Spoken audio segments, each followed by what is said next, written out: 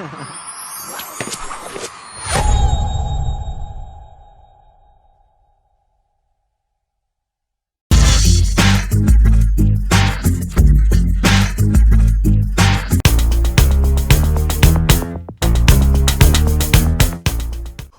up? It's your boy T-Bear here. The reaction today is Music Monday, and also today is the one and only King of Pop, Michael Jackson's birthday. All right,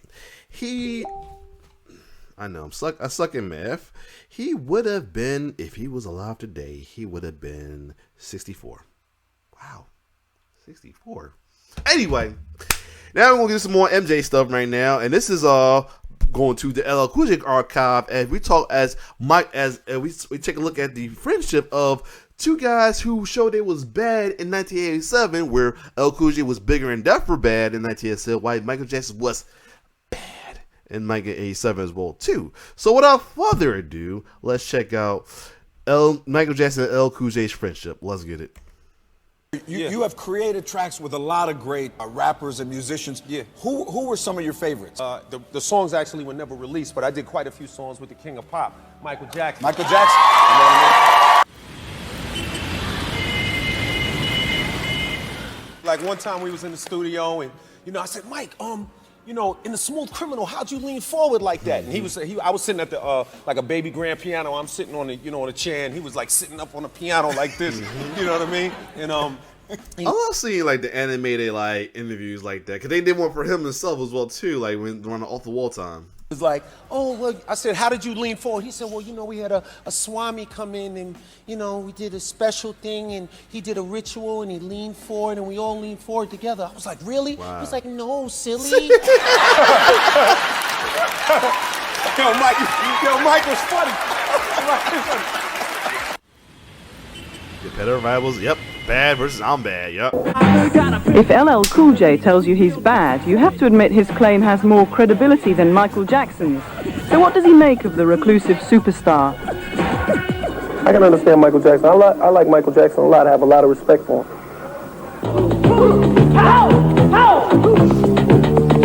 I would love to achieve the same success or greater success than Michael Jackson, but I would never allow myself to be isolated from the world.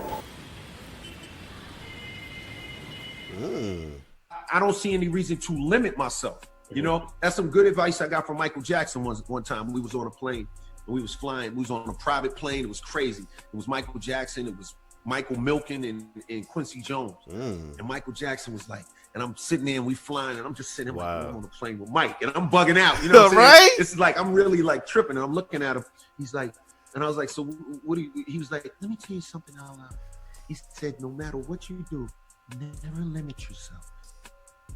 Never, ever limit yourself. And you know what? I never forgot that.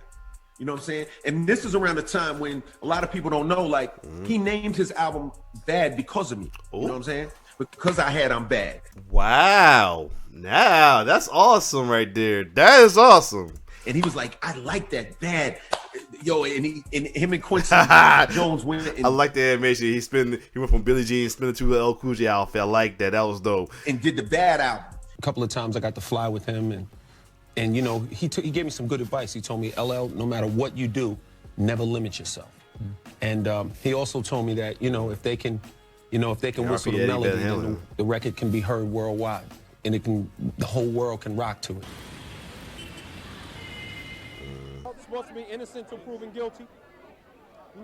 Plastic surgery doesn't mean you're a pedophile.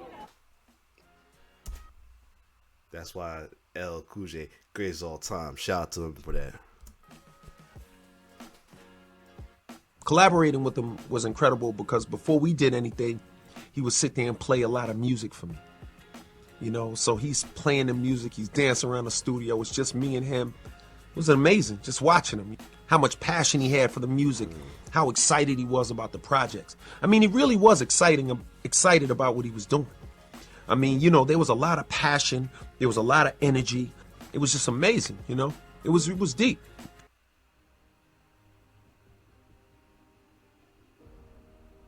It's funny how, when people are alive, we take things for granted, but when they go, we have a tendency to remember the simple things.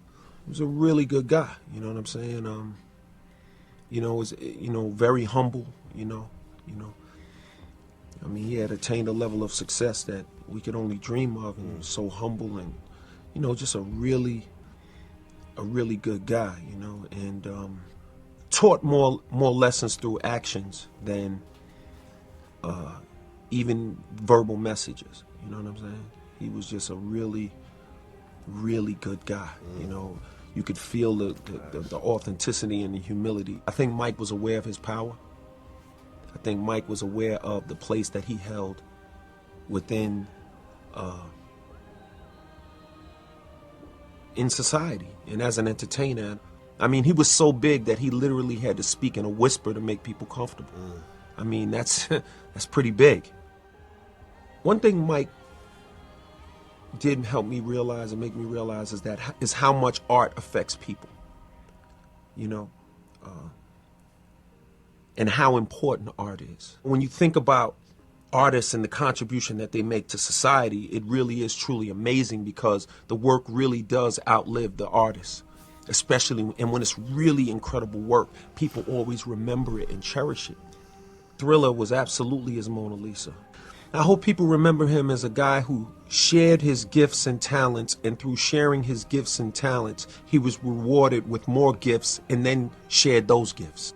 I think the answer to everything that happened in Mike's life is his legacy. And his legacy and the feeling that he's left the world with is joy, love, happiness, peace, friendship, unity, people coming together, people feeling healed, people rallying around this one human being's soul and how it affected and touched so many. Every great painting, if you put it under a microscope, probably has a few little nicks and scratches. Doesn't mean it's not a masterpiece.